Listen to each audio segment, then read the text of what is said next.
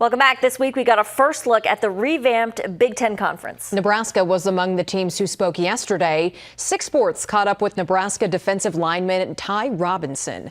The now junior was a huge part of the Huskers' defensive attack last year. Robinson played in all 12 games, racking up a career-high 29 tackles and leading Nebraska with 11 quarterback hurries. The junior chose to come back this year as Matt Rule and the Huskers hope for a big leap in year 2.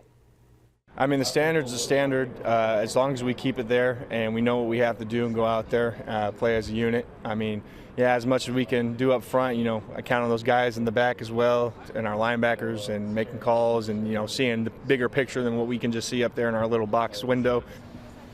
Nebraska's first regular season game is barely a month away. They will host UTEP at the end of August.